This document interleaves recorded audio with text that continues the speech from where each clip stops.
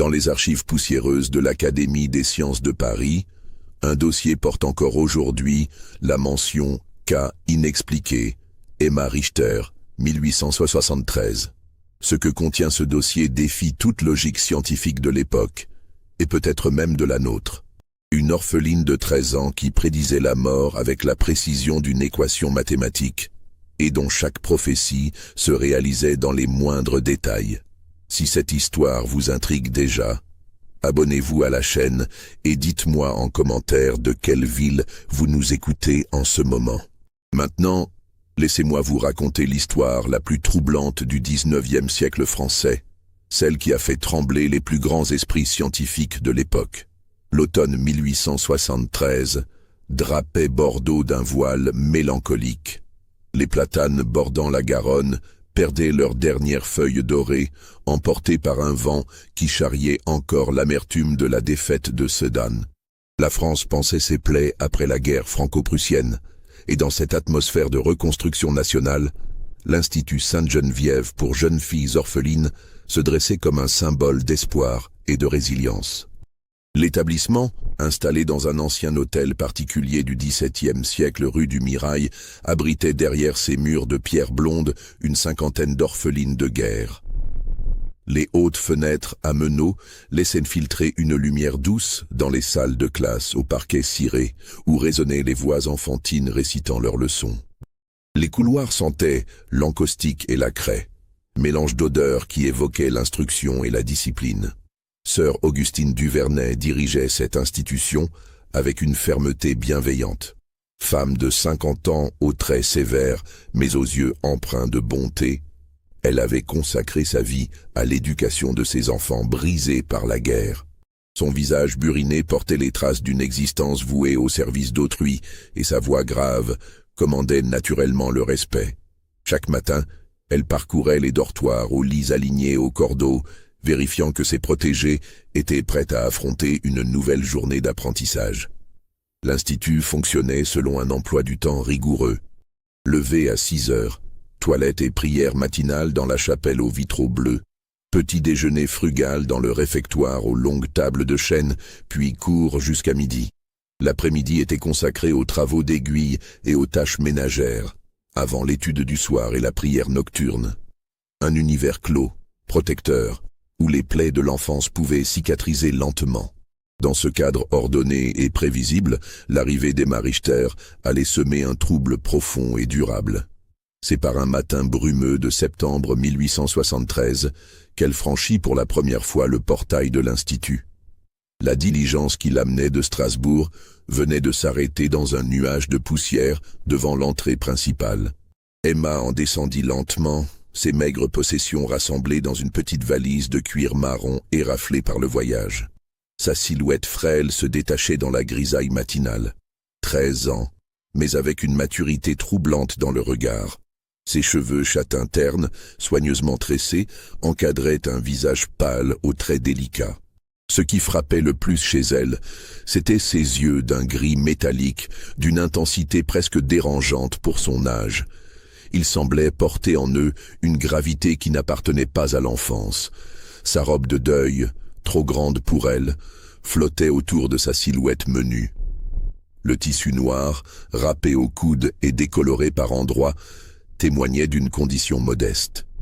À son cou, une fine chaîne en argent supportait un médaillon ovale qu'elle serrait parfois dans sa main gauche, geste machinal qui trahissait son attachement à ce souvenir familial. Sœur Augustine l'accueillit personnellement sur le perron. « Soyez la bienvenue parmi nous, mon enfant », dit-elle en posant une main maternelle sur l'épaule d'Emma. « Je suis sœur Augustine. Nous allons prendre grand soin de vous. » Emma répondit d'un hochement de tête silencieux, ses yeux gris balayant la façade de l'Institut comme pour en mémoriser chaque détail. Elle portait sous son bras un carnet aux pages jaunies, reliure de cuir usée par de nombreuses manipulations. Ce carnet ne la quittait jamais, et elle y griffonnait constamment des notes dans une écriture serrée et précise. Les formalités d'admission furent rapidement expédiées. Emma présenta son certificat de décès parental, document officiel attestant que Jean-Baptiste Richter et son épouse Marie, née Lebrun, avaient succombé au choléra qui avait ravagé Strasbourg durant l'été. L'orpheline était désormais pupille de l'État, confiée à la charité chrétienne de l'Institut. « Avez-vous de la famille, Emma ?» s'enquit sœur Augustine en feuilletant les maigres documents administratifs. « Non, ma sœur, plus personne. » La voix d'Emma était claire mais dénuée d'émotion, comme si elle avait déjà épuisé sa capacité à souffrir. Sœur Augustine fit visiter les lieux à la nouvelle pensionnaire. Les dortoirs aux fenêtres donnant sur le jardin intérieur, les salles de classe baignées de lumière naturelle, la bibliothèque au rayonnage garnie d'ouvrages pieux et éducatifs, la chapelle recueillie où chaque jour commençait et se terminait par la prière. Emma absorba chaque information sans poser de questions, se contentant de hocher la tête et de prendre parfois des notes dans son mystérieux carnet. Son attitude détonnait avec celle des autres nouvelles arrivantes, généralement intimidée et bavarde. Elle dégageait une impression étrange de maturité précoce, comme si elle avait déjà vécu plusieurs vies. « Vous partagerez le dortoir Sainte-Agnès avec 15 autres jeunes filles », expliqua sœur Augustine en gravissant un escalier aux marches usées par des générations de pas enfantins. « Mademoiselle Adeline Dupuis sera votre guide pour les premiers jours. C'est une enfant serviable qui vous aidera à vous intégrer. » Adeline était une blonde bouclée de 14 ans, orpheline depuis 3 ans et parfaitement adaptée à la vie de l'Institut. Son visage rond et ses joues roses rayonnaient d'une bonté naturelle. Elle accueillit Emma avec un sourire chaleureux, bien décidée à en faire son amie. « Tu verras, on est bien ici », chuchota-t-elle en aidant Emma à ranger ses affaires dans l'armoire qui lui était assignée. Sœur Augustine est stricte mais juste, et puis, on a de la chance. Mademoiselle Bernadette nous enseigne la musique. C'est formidable. Emma écoutait poliment mais son regard restait distant.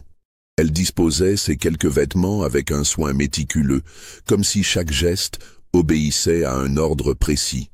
Son carnet trouvait naturellement place sur sa table de chevet à portée de main.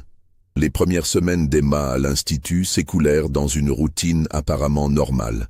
Elle suivait les cours avec attention, accomplissait ses tâches sans rechigner, participait aux prières collectives. Pourtant, son comportement singulier ne tardait pas à attirer l'attention. Contrairement aux autres pensionnaires qui bavardaient durant les récréations, Emma restait systématiquement à l'écart. Elle s'installait dans un coin de la cour intérieure, sous le grand marronnier centenaire, et griffonnait inlassablement dans son carnet. Ses camarades tentaient parfois de l'approcher, intrigués par cette nouvelle élève si mystérieuse. « Qu'est-ce que tu écris tout le temps ?» lui demanda un jour Marguerite Lebon, une brune espiègle de 12 ans. Emma leva ses yeux gris, fixa Marguerite quelques secondes, puis répondit d'une voix neutre « Des calculs. » Quels calculs? Ceux qui permettent de comprendre les choses. Cette réponse énigmatique décourageait généralement les curieuses.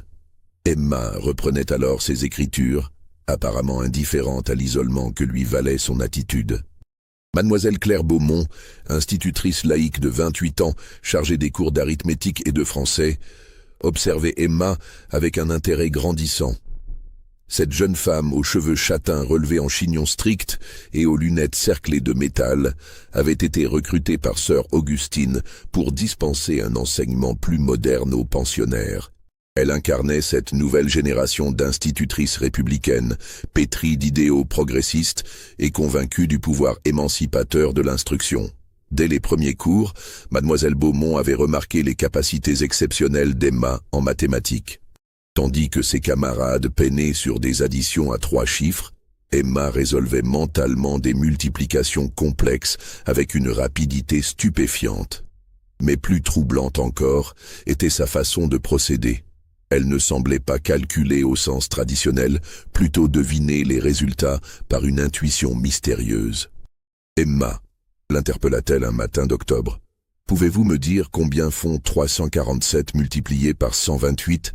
Sans hésiter, Emma répondit « 44 416 ». Mademoiselle Beaumont vérifia sur son ardoise. Le résultat était exact. Comment avez-vous trouvé si vite? Je vois les nombres, mademoiselle. Ils forment des patterns. Cette explication laconique ne satisfaisait pas l'institutrice, mais Emma refusait d'en dire davantage. Elle se contentait de fixer le vide de ses yeux gris, comme si elle percevait des réalités invisibles aux autres. Le comportement d'Emma intriguait également M. François Durand, professeur d'histoire et de géographie. Homme de 45 ans à la barbe poivre et sel, il enseignait bénévolement à l'Institut par conviction charitable. Ancien instituteur public, il avait été révoqué en 1871 pour ses opinions républicaines trop affirmées et survivait désormais grâce à des cours particuliers. Lors des leçons d'histoire contemporaine, Emma posait parfois des questions d'une perspicacité troublante. Quand M. Durand évoquait les causes de la guerre franco-prussienne, elle demandait « Monsieur, pensez-vous que les emprunts russes, souscrits par la France en 1869, ont influencé la décision de Napoléon III d'entrer en guerre ?» Cette question révélait une connaissance des rouages financiers internationaux qui dépassait largement le niveau attendu d'une orpheline de 13 ans. M. Durand, déstabilisé, ne savait que répondre. D'où Emma tirait-elle de telles informations? C'est au début du mois de novembre 1873 que se produisit le premier événement vraiment troublant. Monsieur Alexandre Beaumont, père de l'institutrice et négociant en vin, rendait visite à sa fille lorsqu'il croisa Emma dans un couloir. L'homme, la cinquantaine bedonnante et la moustache grisonnante, était un bourgeois prospère de Bordeaux, respecté pour son sens des affaires et sa droiture. Emma s'arrêta devant lui et le fixa de ses yeux gris perçants. Puis, d'une voix parfaitement calme, elle déclara « Monsieur Beaumont, vous devriez vendre vos parts dans la compagnie maritime de Guyenne avant la fin du mois. Les cours du sucre colonial vont s'effondrer la première semaine de décembre et votre investissement perdra 75% de sa valeur. » Monsieur Beaumont resta bouche bée. Comment cette enfant pouvait-elle connaître ses investissements privés? Et surtout, comment osait-elle prédire l'évolution des cours avec une telle assurance? Qu'est-ce que tu dis, petite? Balbutia-t-il. Je dis simplement ce que les chiffres révèlent, monsieur. La production sucrière des Antilles dépasse la demande européenne de 22% cette année. Le stock accumulé dans les entrepôts de Port-de-France représente 8 mois de consommation normale. Quand ces données seront rendues publiques, l'effondrement sera inévitable. Monsieur Beaumont pâlissait à vue d'œil. Les informations données par Emma étaient d'une précision troublante. Comment une orpheline pouvait-elle connaître l'état des stocks coloniaux, donné que lui-même avait eu du mal à obtenir par ses contacts commerciaux? « D'où tiens-tu ces renseignements ?» demanda-t-il d'une voix altérée. Emma referma son carnet qu'elle venait de consulter. « De partout, monsieur. Il suffit de savoir observer et calculer. Les mathématiques ne mentent jamais. » Sur ces mots énigmatiques, elle s'éloigna, laissant M. Beaumont en proie à un trouble profond. Devait-il prendre au sérieux les prophéties d'une enfant? Ses investissements représentaient une part importante de sa fortune. Pouvait-il se permettre d'ignorer cet avertissement? Les jours suivants, M. Beaumont multiplia les démarches pour vérifier les informations d'Emma. Il contacta ses correspondants aux Antilles, consulta les registres des douanes, interrogea d'autres négociants. Petit à petit, il dut se rendre à l'évidence. Les données mentionnées par l'orpheline étaient exactes dans les moindres détails. Rongé par l'angoisse, il finit par suivre le conseil d'Emma et vendit précipitamment ses parts dans la compagnie maritime de Guyenne, réalisant une perte modeste mais évitant la catastrophe annoncée. Le 3 décembre 1873, exactement comme Emma l'avait prédit, les cours du sucre colonial s'effondrèrent brutalement. La nouvelle de la surproduction antillaise, révélée par un rapport officiel du ministère de la Marine, provoqua une panique sur les marchés. La compagnie maritime de Guyenne perdit effectivement les 3/4 de sa valeur en quelques jours, ruinant de nombreux investisseurs bordelais. M. Beaumont, épargné grâce à l'avertissement d'Emma, ne savait plus que penser. Cette enfant avait-elle réellement prévu l'effondrement des cours ou disposait-elle d'informations privilégiées par des moyens occultes. Intriguée par les capacités extraordinaires d'Emma, mademoiselle Claire Beaumont décida de mener sa propre enquête. En tant qu'institutrice, elle avait un accès naturel à l'orpheline et pouvait l'observer sans éveiller les soupçons.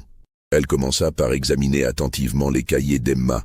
L'écriture était d'une régularité parfaite, les calculs d'une précision remarquable. Mais ce qui frappait le plus, c'était la nature de ces calculs. Emma ne se contentait pas des exercices donnés en classe. Elle développait des équations complexes, établissait des corrélations entre des données apparemment sans rapport, construisait des modèles mathématiques d'une sophistication étonnante. « Emma, lui demanda-t-elle un jour après les cours, puis-je voir votre carnet personnel ?» L'orpheline hésita un instant, puis tendit son mystérieux carnet à l'institutrice. Claire Beaumont l'ouvrit avec curiosité et resta interdite devant ce qu'elle découvrait. Les pages étaient couvertes de diagrammes complexes, de noms reliés par des flèches, de colonnes de chiffres soigneusement alignées. Elle reconnaissait plusieurs patronymes de la bourgeoisie bordelaise. Montclair, Beauregard, Lartigue, Roussillon. Tous étaient accompagnés de dates, de montants, de pourcentages, de notations cryptiques. Qu'est-ce que c'est que tout cela, Emma? Mon système, mademoiselle. Je collecte des informations, je les analyse, j'établis des probabilités. Quelles informations? Emma reprit son carnet et le referma soigneusement. Celles que les gens laissent traîner sans s'en rendre compte. Les domestiques parlent, les courriers s'égarent, les conversations s'entendent à travers les cloisons. Il suffit de savoir écouter et compiler. Cette explication, bien que troublante, avait une logique certaine. Claire Beaumont se souvenait des enseignements de ses professeurs de l'école normale. L'observation méthodique et l'analyse rationnelle pouvaient révéler des vérités cachées. Emma avait peut-être développé intuitivement ces méthodes scientifiques. Mais comment une orpheline de 13 ans pouvait-elle avoir accès à tant d'informations sur la haute société bordelaise? Et surtout, comment parvenait-elle à les traiter avec une telle efficacité? Claire Beaumont décida d'approfondir son enquête. Elle se mit à observer discrètement Emma pendant les récréations, prêtant attention à ses allées et venues, à ses lectures, à ses contacts. Ce qu'elle découvrit la stupéfia. Emma recevait régulièrement du courrier, des lettres sans expéditeur apparent qui lui étaient remises par des enfants des rues. Ces missives arrivaient toujours pendant les heures de classe, quand les pensionnaires étaient occupés. Emma les lisait rapidement, prenait des notes, puis brûlait systématiquement les lettres dans la cheminée du réfectoire. Plus troublante encore, Claire Beaumont remarqua qu'Emma quittait parfois clandestinement l'institut. Certaines nuits, la couche de l'orpheline était vide. Comment s'échappait-elle? Où allait-elle? Que faisait-elle durant ces escapades nocturnes? L'institutrice décida de monter la garde. Un soir de novembre, elle se posta discrètement dans le couloir menant au dortoir Sainte-Agnès. Vers minuit, elle vit Emma se glisser hors de sa chambre, vêtue d'une robe sombre et chaussée de bottines souples. L'orpheline se dirigea vers une fenêtre du rez-de-chaussée, l'ouvrit sans bruit et disparut dans la nuit bordelaise. Claire Beaumont était face à un dilemme. Devait-elle alerter sœur Augustine, suivre Emma pour découvrir ses activités nocturnes, ou attendre d'en savoir davantage avant d'agir? Elle choisit l'attente, espérant qu'Emma lui fournirait d'elle-même les clés du mystère. L'affaire de la prédiction boursière d'Emma était parvenue aux oreilles du professeur Henri Delacroix, mathématicien réputé de l'université de Bordeaux. Cet homme de science aux convictions positivistes était intrigué par les récits qui circulaient sur cette orpheline aux dons extraordinaires.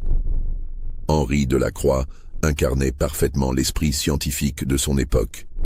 Âgé de 48 ans, grand et maigre, la barbe poivre et sel soigneusement taillée, il portait sur le monde un regard analytique et rationnel. Ancien élève de l'école polytechnique, il avait consacré sa carrière à l'étude des probabilités et des statistiques, domaine naissant qui promettait de révolutionner la compréhension du monde. Ses travaux sur l'application des mathématiques aux phénomènes sociaux commençaient à faire autorité dans les cercles savants européens. Il était convaincu que les comportements humains, apparemment chaotiques, obéissaient en réalité à des lois statistiques précises qu'il suffisait de découvrir. L'histoire d'Emma Richter représentait pour lui un cas d'étude fascinant. Si cet enfant possédait réellement la capacité de prédire les événements futurs par le calcul, cela confirmerait ses théories sur la prévisibilité mathématique des phénomènes sociaux. Il se présenta donc à l'Institut Sainte-Geneviève par un après-midi pluvieux de décembre 1873, muni d'une lettre de recommandation du recteur de l'Académie. Sœur Augustine, impressionnée par la réputation du savant, accepta qu'il rencontre Emma. L'entrevue eut lieu dans le petit salon de réception de l'Institut, pièce aux meubles sombres, ornée de quelques toiles pieuses. Emma s'assit face au professeur, ses mains posées calmement sur son carnet, ses yeux gris fixant alternativement le savant et la fenêtre donnant sur le jardin. « Mademoiselle Richter », commença Delacroix d'une voix posée, « on me dit que vous possédez des capacités remarquables en mathématiques. Pourriez-vous m'en faire la démonstration ?» Emma hocha la tête silencieusement et demanda au professeur de lui proposer un problème. Delacroix réfléchit un instant puis énonça. « Supposons qu'un marchand dispose de 3 entrepôts contenant respectivement 847, 1203 et 592 tonneaux de vin. Il vend chaque jour un 5e de son stock restant. Au bout de combien de jours aura-t-il vendu exactement la moitié de son stock initial ?» Emma ferma les yeux quelques secondes, ses lèvres remuant imperceptiblement comme si elle consultait des données invisibles. Puis elle rouvrit les yeux et répondit « 3106 jours, soit 3 jours et 2 heures et demie environ. » Delacroix vérifia rapidement le calcul sur son carnet. Le résultat était parfaitement exact. « Remarquable, » murmura-t-il. « Comment procédez-vous ?»« Je vois les nombres, monsieur le professeur. Ils forment des patterns, des séquences logiques. Il suffit de suivre leur évolution. » Cette explication ne satisfaisait pas le scientifique. Il proposa à Emma une série de problèmes de plus en plus complexes, calcul de probabilité, équations différentielles, progression géométrique. À chaque fois, l'orpheline fournissait la réponse exacte avec une rapidité stupéfiante. « Dites-moi, mademoiselle, avez-vous étudié les mathématiques avancées quelque part ?»« Non, monsieur. Mes parents m'ont seulement appris les bases. Le reste, je l'ai découvert seul. » Delacroix fronça les sourcils. Les méthodes utilisées par Emma dépassaient largement le niveau de l'instruction primaire. Elles relevaient de concepts mathématiques que lui-même enseignait à des étudiants de 3e année. Il décida de pousser plus loin l'expérience. « Puis-je vous demander de me faire une prédiction, comme vous l'avez fait pour Monsieur Beaumont ?» Emma ouvrit son carnet, parcourut quelques pages couvertes de diagrammes, puis fixa le professeur droit dans les yeux. « Donnez-moi les noms de 3 personnes que vous connaissez bien, monsieur le professeur. » Delacroix, amusé par ce jeu, cita « Monsieur Lartigue, mon boucher. Madame Roussillon, ma blanchisseuse. Et Maître Ferrand, mon notaire. » Emma griffonna pendant quelques minutes dans son carnet, effectuant des calculs incompréhensibles. Ses yeux parcouraient l'air comme si elle lisait des données inscrites dans l'espace. Puis, elle annonça d'une voix neutre, « Monsieur Lartigue aura un accident de voiture la semaine prochaine. Rien de grave, mais il se blessera à la jambe droite et sera immobilisé une quinzaine de jours. Madame Roussillon découvrira que son mari la trompe avec sa propre sœur avant la fin du mois. Cette révélation se produira un jeudi matin, vers 9 heures, quand elle rentrera plus tôt que prévu de sa tournée. Quant à Maître Ferrand, il recevra mercredi prochain une lettre de Paris qui l'obligera à partir précipitamment, abandonnant temporairement son étude. » Le professeur Delacroix nota scrupuleusement ses prédictions, date et signa le document. Il était convaincu que ces prophéties fantaisistes démontreraient la nature délirante des prétendus dons de l'enfant. Les lois de la probabilité rendaient hautement improbable la réalisation simultanée de 3 événements aussi précis. Mais une semaine plus tard, M. Lartigue se fracturait effectivement la jambe en tombant de sa charrette, exactement comme Emma l'avait annoncé. Le jeudi suivant, Madame Roussillon surprenait son époux dans les bras de sa propre sœur, provoquant un scandale retentissant dans le quartier. Et le mercredi, Maître Ferrand recevait un télégramme l'informant de la mort subite de son père, l'obligeant à partir pour Paris dans l'heure. Le professeur Delacroix était confronté à un phénomène qui défiait ses convictions scientifiques les plus profondes. Comment expliquer rationnellement de telles coïncidences? Emma possédait-elle réellement un don de voyance mathématique ou utilisait-elle des méthodes qu'il ne parvenait pas à identifier? Il retourna à l'Institut, cette fois avec un mélange de fascination et d'inquiétude. Il fallait absolument percer le mystère des capacités d'Emma Richter. Le second entretien entre le professeur Delacroix et Emma eut lieu dans des conditions plus formelles. Le savant avait obtenu l'autorisation de sœur Augustine pour soumettre l'orpheline à une série de tests approfondis destinés à évaluer scientifiquement ses capacités. Il arriva accompagné de son assistant, Monsieur Paul Leblanc, jeune docteur en mathématiques chargé de prendre des notes détaillées. L'expérience se déroula dans la bibliothèque de l'Institut, pièce silencieuse au rayonnage, garnie d'ouvrages pieux et éducatifs. Emma s'assit à la grande table de chêne face aux deux hommes de science. Elle semblait parfaitement calme, comme si elle se prêtait à un jeu anodin. Son carnet mystérieux était posé devant elle, fermé mais à portée de main. « Mademoiselle Richter, » commença Delacroix, « nous aimerions comprendre votre méthode. Comment procédez-vous pour établir vos prédictions? » « C'est simple, monsieur le professeur. Je collecte des données, je les analyse selon certains paramètres, puis j'établis des probabilités d'occurrence pour différents événements. » Cette explication, bien qu'apparemment rationnelle, ne satisfaisait pas les scientifiques. Paul Leblanc prit la parole. « Quelles données collectez-vous et comment y avez-vous accès ?» Emma ouvrit son carnet et en sortit une feuille, couverte de diagrammes complexes. On y voyait des noms reliés par des flèches, des dates, des pourcentages, des annotations cryptiques. « Prenez l'exemple de Monsieur Lartigue, » expliqua-t-elle en montrant une section du diagramme. « J'ai appris par sa femme de ménage qu'il souffrait de vertige depuis quelque temps.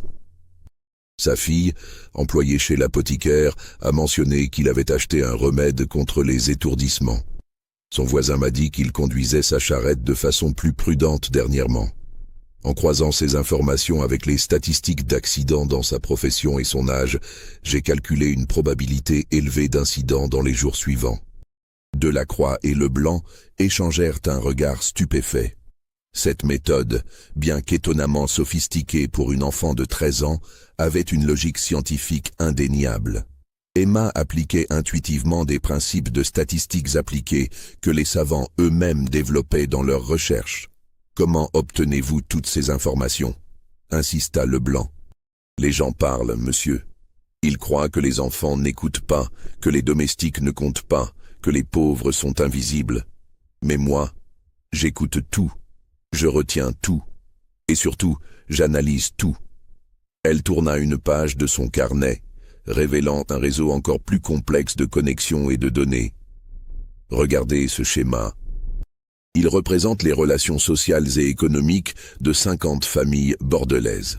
Chaque ligne indique une dépendance, une influence, une vulnérabilité. Quand je veux prédire ce qui arrivera à quelqu'un, je trace son profil complet. Santé, finances, relations, habitudes, peur, secrets. Puis j'applique des calculs de probabilité. » Le professeur Delacroix étudiait attentivement le diagramme. La sophistication du système créé par Emma dépassait tout ce qu'il avait imaginé.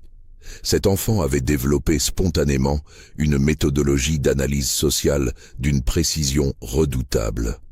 Mais comment une jeune fille de votre condition peut-elle connaître les secrets intimes de la bourgeoisie bordelaise? S'enquit Paul Leblanc.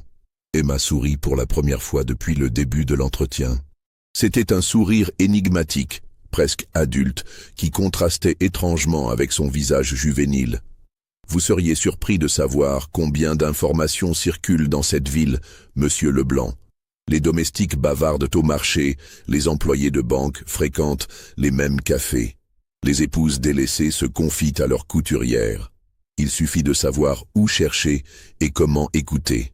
Cette réponse, bien qu'éclairante, soulevait de nouvelles questions. Comment Emma avait-elle pu établir un tel réseau d'informateurs?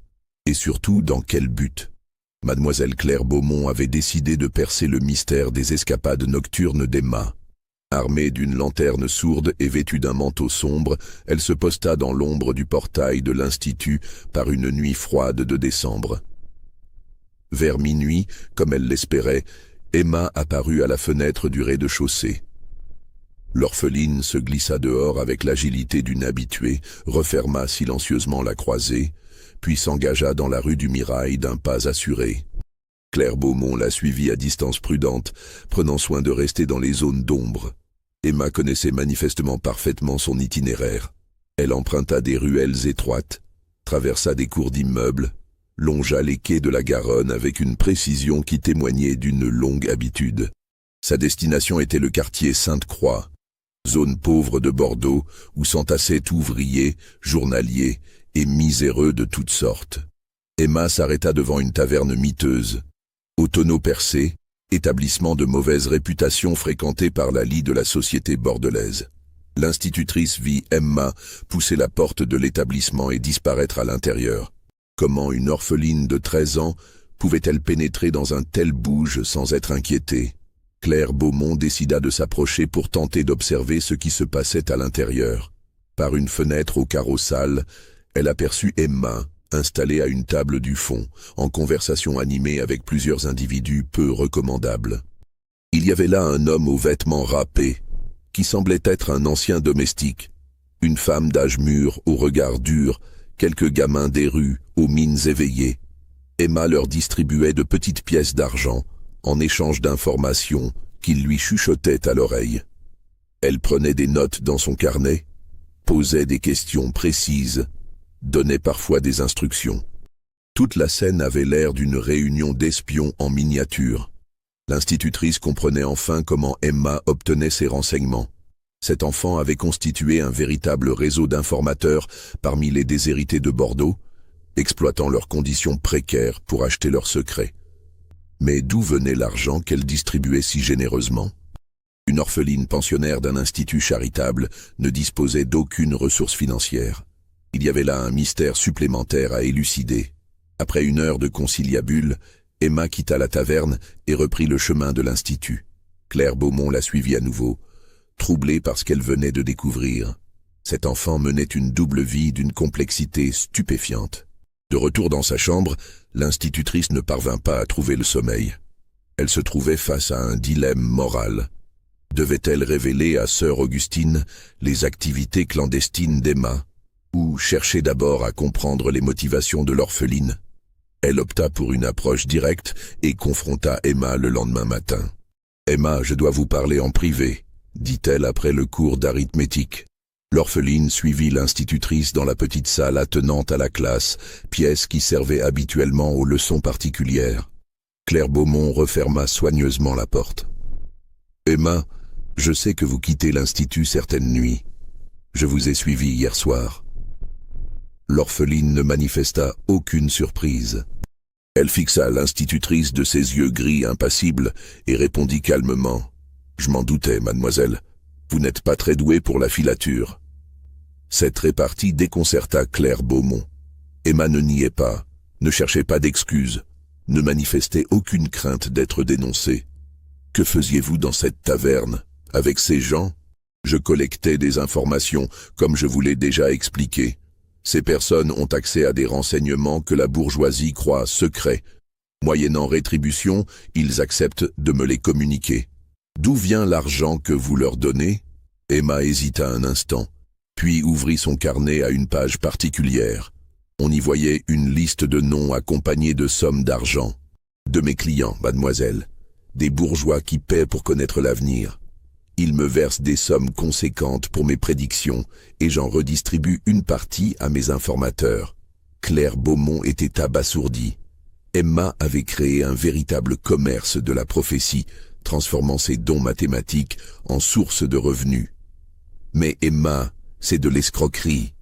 Vous ne pouvez pas prédire l'avenir. » L'orpheline referma son carnet d'un geste sec. « Détrompez-vous, mademoiselle. Mes prédictions se réalisent toujours. Mes clients en ont pour leur argent. Parce que vous les orchestrez, ce ne sont pas des prophéties, ce sont des manipulations. Emma fixa longuement l'institutrice, puis murmura d'une voix froide. « Et alors? Si le résultat est le même, quelle importance ?» Cette réponse glaça Claire Beaumont. Elle réalisait qu'Emma était bien plus dangereuse qu'elle ne l'avait imaginé. Cet enfant manipulait consciemment les événements, détruisant peut-être des vies pour alimenter sa réputation de prophétesse. Si cette révélation vous donne des frissons, likez cette vidéo et dites-moi en commentaire ce que vous pensez vraiment d'Emma. Génie précoce ou manipulatrice redoutable? La réputation d'Emma s'étendait rapidement dans les salons bordelais. Ses prédictions, toujours réalisées avec une précision troublante, attiraient une clientèle de plus en plus nombreuse et fortunée. Sœur Augustine, d'abord réticente, avait fini par autoriser ses visites moyennant donations substantielles à l'Institut. C'est dans ce contexte qu'en décembre 1873, M. Édouard de Montclerc sollicita une consultation. Cet homme de 60 ans, armateur prospère et figure respectée de la bourgeoisie bordelaise, traversait une période d'incertitude. Ses affaires périclitaient, ses navires subissaient des avaries répétées, ses investissements se révélaient décevants. Il se présenta à l'Institut par un après-midi brumeux, accompagné de son secrétaire particulier, M. Théodore Blanchard. Grand et distingué, arborant une barbe blanche soigneusement taillée, Montclerc respirait l'autorité et la réussite malgré ses difficultés récentes. Emma le reçut dans le petit salon de l'Institut, vêtue de sa robe noire réglementaire, ses cheveux châtains sagement nattés. Face à ce puissant personnage, elle conservait son attitude de calme absolu qui impressionnait tant ses visiteurs. « Mademoiselle Richter, » commença Montclerc d'une voix grave, « on me dit que vous possédez le don de prédire l'avenir. J'aimerais connaître ce que me réservent les prochains mois. » Emma ouvrit son carnet, parcourut quelques pages couvertes de diagrammes, puis fixa l'armateur droit dans les yeux. Ce qu'elle vit dans ce regard la fit frémir imperceptiblement. Montclerc portait en lui les signes d'une maladie qu'il dissimulait soigneusement. « Monsieur de Montclerc, dit-elle d'une voix neutre, vos affaires vont connaître un tournant décisif dans les 8 jours suivant le retour de votre navire le Glorieux. Ce tournant sera malheureusement fatal, à la fois pour votre compagnie et pour votre personne. » L'armateur pâlit légèrement. Le Glorieux était effectivement attendu dans une semaine, chargé d'une précieuse cargaison de café brésilien dont dépendait l'avenir de sa compagnie. Que voulez-vous dire par « fatal » Emma consulta à nouveau ses notes, effectua quelques calculs rapides, puis reprit. « Votre navire arrivera avec une cargaison avariée. Cette perte financière provoquera chez vous un choc physiologique que votre cœur malade ne supportera pas. Vous mourrez le surlendemain de l'arrivée du Glorieux. » Le silence qui suivit était oppressant. Montclerc et son secrétaire échangèrent des regards effarés. Comment cet enfant pouvait-elle connaître l'état de santé secret de l'armateur? Et surtout, comment osait-elle prédire sa mort avec une telle assurance? C'est impossible, balbutia Blanchard. Comment pouvez-vous affirmer de telles horreurs? Emma referma son carnet. Les mathématiques ne mentent jamais, monsieur. J'ai analysé tous les paramètres. L'état de santé de monsieur de Montclerc, la situation de sa compagnie, les conditions météorologiques de la traversée, la qualité de conservation du café brésilien. Le résultat est sans appel. Montclerc, malgré son trouble, tenta de se ressaisir. Admettons que vous ayez raison sur la cargaison. Comment pourriez-vous connaître l'état de mon cœur? Votre teint, monsieur. La légère cyanose de vos lèvres, la fatigue que vous dissimulez, votre respiration un peu courte. Tous ces signes indiquent une insuffisance cardiaque avancée. De plus, votre pharmacien habituel, monsieur Dutour, prépare pour vous depuis 6 mois un mélange de digital et de strophante, remède spécifique aux affections cardiaques. L'armateur était atterré. Tous ces détails étaient exacts, mais il avait pris les plus grandes précautions pour dissimuler sa maladie. Comment cette orpheline pouvait-elle connaître ces traitements secrets? Il quitta l'Institut dans un état de profonde agitation, hanté par la prophétie d'Emma. Devait-il prendre au sérieux les paroles de cet enfant? Sa raison lui dictait de n'y accorder aucun crédit, mais l'exactitude troublante de ses observations médicales l'inquiétait. Les jours suivants s'écoulèrent dans l'angoisse. Moncler multipliait les consultations médicales, tentait de rassurer sa famille, mettait ses affaires en ordre par précaution. Sa femme et ses enfants, intrigués par son comportement inhabituel, ne parvenaient pas à lui arracher la vérité. Le glorieux arriva effectivement une semaine plus tard, exactement comme Emma l'avait prévu, et la cargaison était bel et bien avariée. Une voie d'eau dans les cales avait gâté la moitié du café brésilien, ruinant les espoirs financiers de Moncler. L'armateur, déjà affaibli par l'angoisse des derniers jours, ne supporta pas ce coup du sort. Il s'effondra sur le quai en voyant sa cargaison pourrie, victime d'une crise cardiaque foudroyante.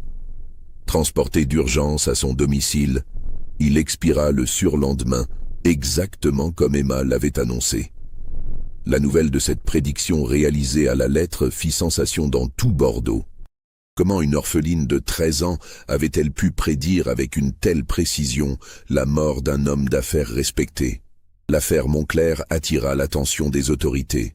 Le commissaire Édouard Bertrand, homme méthodique de 50 ans aux tempes grisonnantes, reçut plusieurs plaintes concernant cet enfant qui prédit la mort. Certains accusaient Emma de porter malheur, d'autres soupçonnaient une escroquerie sophistiquée. Bertrand était un policier expérimenté, formé à l'école de la rigueur et de l'observation. Fils d'un modeste employé de préfecture, il avait gravi les échelons par son travail et sa probité. Son visage buriné portait les traces de 20 ans d'enquête dans les bas-fonds bordelais. Il entama une investigation discrète sur Emma Richter et l'Institut Sainte-Geneviève.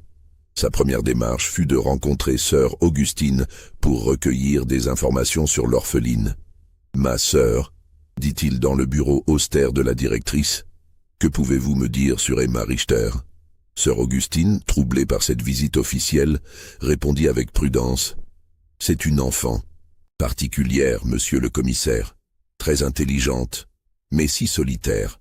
Elle possède des dons mathématiques remarquables. Ces fameux dons qui lui permettent de prédire l'avenir. Je ne sais qu'en penser. Ces prédictions se réalisent toujours.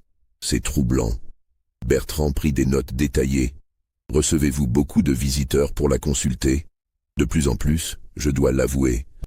Des gens respectables qui font des donations généreuses à notre institut. Je me suis dit que si Emma pouvait aider notre œuvre charitable, le commissaire comprenait le dilemme de la religieuse. Les ressources de l'institut étaient limitées et les donations des clients d'Emma représentaient une manne providentielle. Il interrogea ensuite mademoiselle Claire Beaumont, qui lui révéla ses observations sur les escapades nocturnes d'Emma et son système d'informateurs.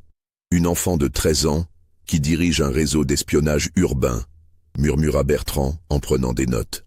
C'est du jamais vu. L'institutrice lui confia également ses soupçons sur les méthodes d'Emma. Je pense qu'elle ne prédit pas l'avenir, commissaire. Elle le fabrique. Cette hypothèse intriguait Bertrand. Il décida d'approfondir l'enquête en faisant surveiller discrètement l'institut et les déplacements nocturnes d'Emma. Il confia cette mission à l'inspecteur Jules Morel, officier discret et expérimenté de 35 ans.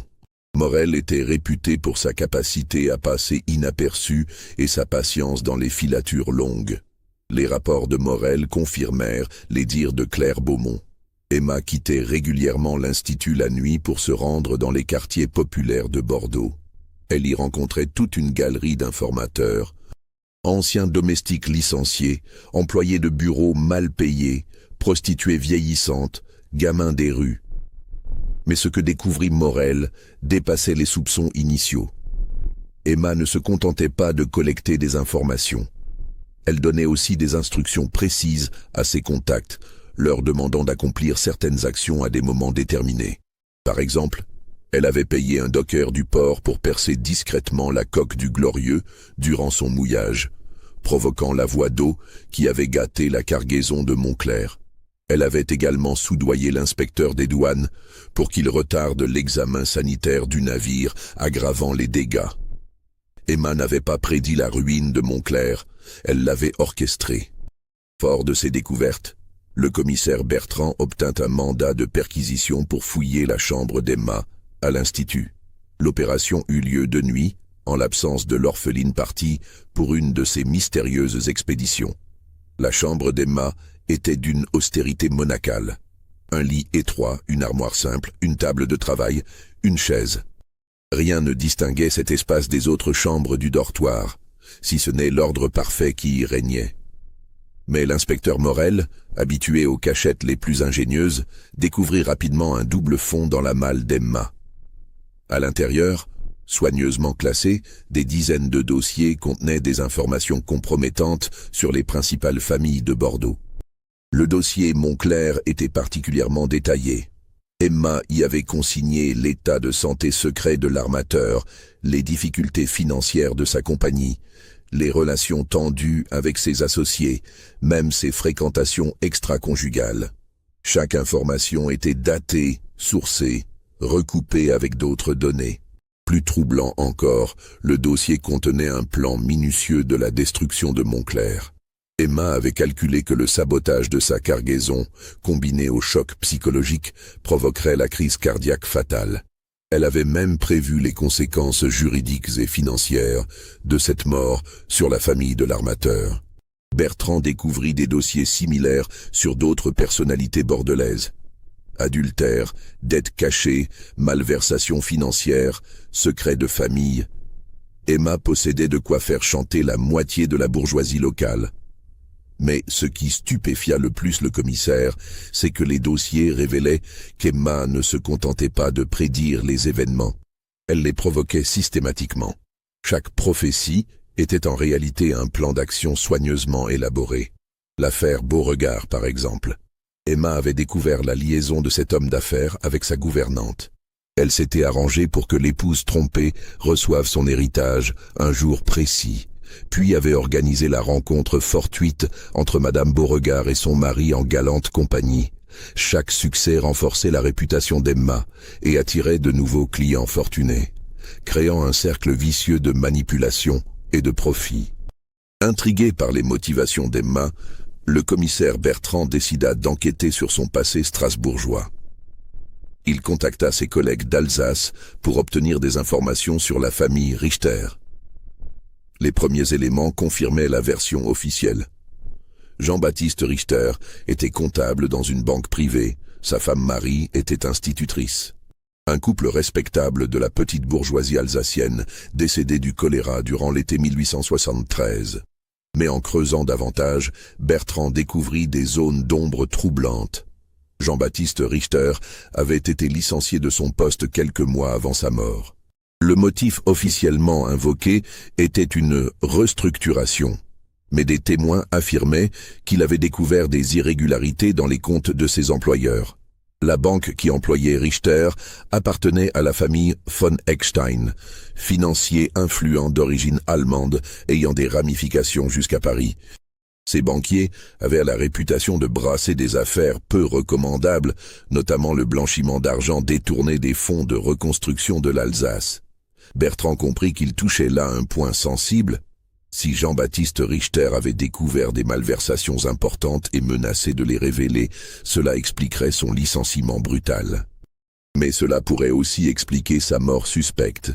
Une enquête plus poussée révéla que plusieurs témoins potentiels de ces malversations étaient morts dans des circonstances étranges, tous officiellement victimes du choléra, mais à des dates et dans des conditions qui soulevaient des questions.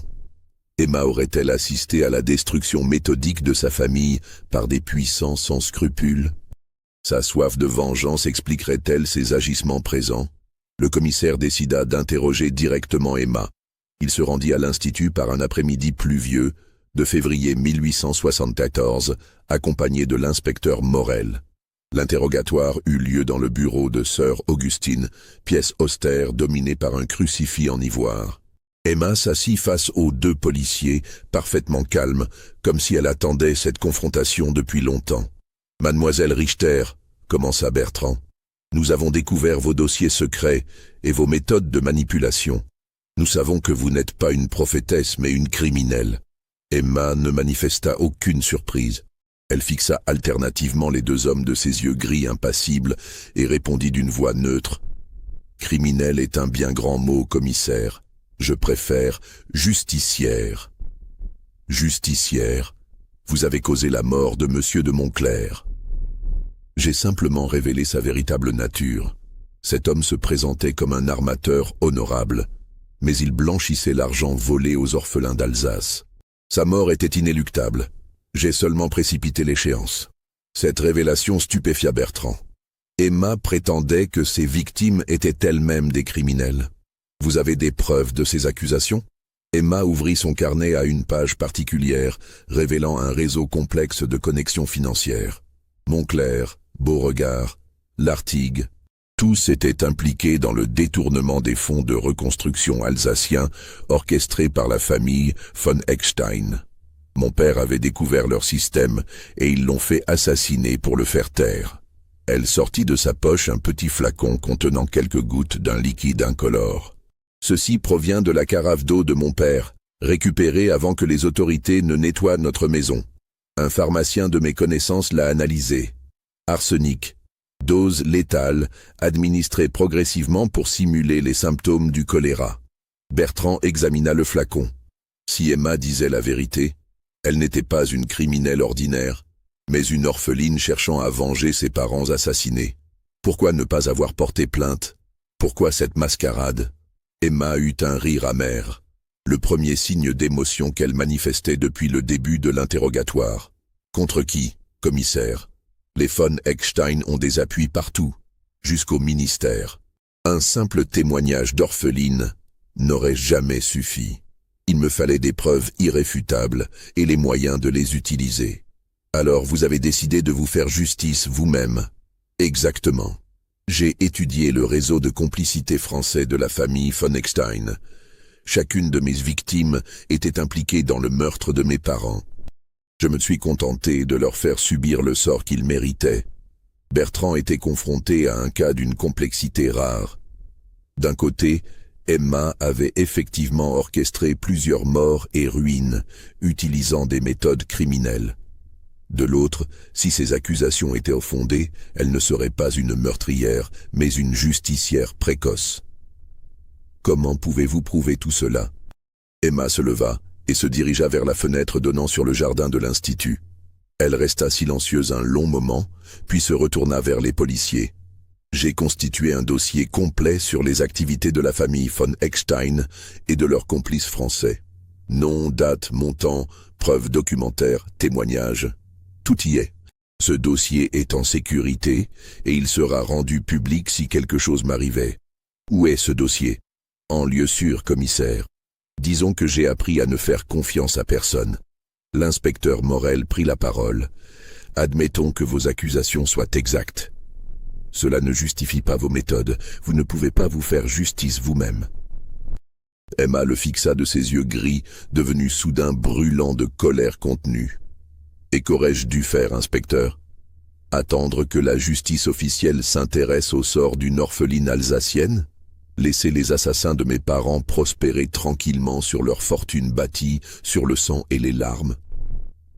Sa voix, jusque-là parfaitement maîtrisée, tremblait légèrement d'émotion. Vous ne comprenez pas. J'avais 13 ans quand j'ai vu mes parents agoniser, empoisonnés par des hommes qui se prétendaient respectables. J'ai juré sur leur tombe que justice serait rendue, même si je devais y consacrer ma vie entière. Emma s'assit à nouveau et ouvrit entièrement son carnet, révélant l'ampleur de son système. Les pages étaient couvertes de diagrammes d'une complexité stupéfiante, reliant des dizaines de personnalités françaises et étrangères dans un vaste réseau de corruption. Regardez bien, messieurs, voici la véritable carte du pouvoir en France. Politiciens véreux, banquiers sans scrupules, industriels cupides, tous liés par des intérêts criminels communs. Elle tourna plusieurs pages, montrant des correspondances, des reçus, des témoignages. Mon père était comptable, mais c'était aussi un homme honnête. Quand il a découvert que les fonds destinés à reconstruire l'Alsace étaient détournés pour financer des spéculations privées, il a voulu alerter les autorités. On l'a fait chanter d'abord, puis éliminer quand il a refusé de se taire. Bertrand examinait les documents. Leur authenticité semblait indéniable. Comment avez-vous obtenu tout cela? Patience et méthode, commissaire. J'ai mis 2 ans à reconstituer le puzzle. Chaque information recoupée, chaque témoignage vérifié, chaque preuve authentifiée. Elle referma son carnet et fixa les 2 policiers. Mes prédictions spectaculaires n'étaient que la partie visible de mes activités. En réalité, je traquais méthodiquement les complices français de la famille von Eckstein. Chaque victime de mes prophéties était un maillon de cette chaîne criminelle. Et maintenant, qu'allez-vous faire? Emma sourit, retrouvant son calme habituel. Mon travail ici est terminé. Les coupables bordelais ont été punis, les preuves rassemblées, le dossier constitué. Il est temps pour moi de passer à l'étape suivante, c'est-à-dire remonter à la source. Les von Eckstein pensent être intouchables dans leur château alsacien. Ils vont découvrir qu'ils se trompent. Cette déclaration glaça le sang de Bertrand. Emma parlait de ses projets de vengeance avec un détachement terrifiant, comme s'il s'agissait d'un simple problème mathématique à résoudre. « Mademoiselle, vous ne pouvez pas faire justice vous-même. Si vos accusations sont fondées, portez-les devant les tribunaux. » Emma éclata d'un rire sans joie. « Les tribunaux, commissaire? Croyez-vous vraiment que la justice officielle s'intéressera aux révélations d'une orpheline de 13 ans contre des banquiers ayant des ramifications jusqu'au gouvernement ?» Elle se leva et se dirigea vers la porte. « Cette conversation est terminée. Vous avez 2 choix. M'arrêter sans preuve réelle de mes crimes ou me laisser poursuivre ma mission. » Bertrand était dans une impasse. Les méthodes d'Emma étaient indéniablement criminelles, mais si ces accusations étaient exactes, elle poursuivait une cause légitime par des moyens illégitimes. « Emma, dit-il d'une voix grave, si vous partez maintenant, je ne pourrai plus vous protéger. Vous serez recherché. » L'orpheline se retourna une dernière fois. « Protéger, commissaire? Vous voulez dire emprisonner. Mais rassurez-vous, je n'ai jamais eu besoin de protection. Les mathématiques sont mon armure, et la vérité est mon épée. » Cette confrontation eut lieu un jeudi soir de mars 1874. Le lendemain matin, Emma Richter avait disparu de l'Institut Sainte-Geneviève. Sa chambre était vide, ses affaires personnelles envolées, son mystérieux carnet disparu. Sœur Augustine découvrit l'absence lors de la prière matinale. Alerté immédiatement, le commissaire Bertrand lança des recherches dans tout Bordeaux, mais Emma semblait s'être volatilisée. La seule trace de son passage était une lettre laissée sur l'oreiller de son lit, adressée au commissaire. « Monsieur Bertrand, quand vous lirez ces lignes, je serai déjà loin. Ne perdez pas votre temps à me chercher. Vos méthodes sont trop prévisibles. J'ai une dernière prédiction à vous faire. Si vous tentez de me poursuivre, votre carrière se terminera dans la disgrâce avant l'été. J'ai découvert vos petits arrangements avec les contrebandiers du port. Les mathématiques ne mentent jamais. Cordialement, E.R. » Bertrand froissa rageusement la lettre. Comment cette diabolique enfant connaissait-elle ses secrets les plus intimes? Il avait effectivement touché quelques pots de vin pour fermer les yeux sur certains trafics portuaires, mais il avait pris toutes les précautions pour dissimuler ses arrangements. La menace d'Emma le terrifia. Si elle possédait des preuves de sa corruption, elle pouvait effectivement ruiner sa carrière d'un simple courrier à ses supérieurs. Il prit la décision de s'aborder discrètement l'enquête sur la disparition d'Emma. Officiellement, elle fut portée disparue, probablement noyée en tentant de s'échapper par la Garonne. Aucun avis de recherche ne fut diffusé, aucune investigation approfondie ne fut menée. Mais les témoignages sur Emma ne s'arrêtèrent pas à sa disparition officielle. Dans les mois qui suivirent, des récits troublants parvinrent à Bordeaux. Monsieur Alphonse Garnier, négociant en tissus ayant des affaires à Lyon, jura avoir aperçu Emma dans un salon bourgeois de la ville, présentée comme la nièce prodige d'un riche industriel. Elle donnait des consultations à prix d'or, prédisant avec sa précision habituelle les fluctuations des cours de la soie. Madame Hortense Dubois, veuve de bonne famille, voyageant fréquemment à Paris, rapporta avoir croisé une jeune fille ressemblant étrangement à Emma dans les couloirs de la Bourse. Elle accompagnait un homme d'affaires influent qui la présentait comme sa pupille, experte en calcul financier. Ces témoignages, impossibles à vérifier, alimentaient la légende naissante d'Emma Richter. Partout où elle était signalée, des scandales éclataient, des fortunes s'effondraient, des secrets remontaient à la surface. Le plus troublant fut le témoignage de M. Paul Leblanc, l'ancien assistant du professeur Delacroix. Lors d'un voyage d'études à Strasbourg en juin 1874, il affirma avoir vu Emma dans la cathédrale, agenouillée devant le tombeau de ses parents. Elle priait, raconta-t-il au professeur, mais ce n'était pas une prière habituelle. Elle semblait réciter des formules mathématiques, comme si elle calculait quelque chose d'infiniment complexe.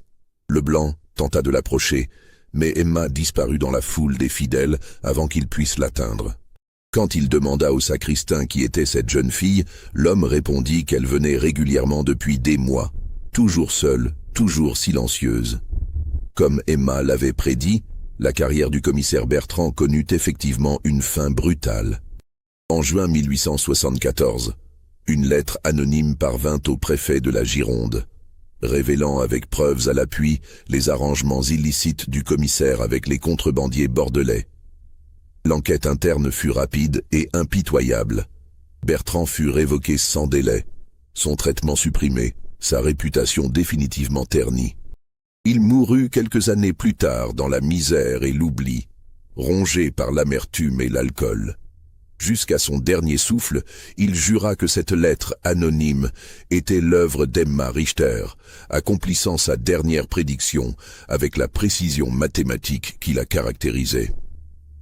L'affaire Emma Richter marqua profondément tous ceux qui l'avaient côtoyée.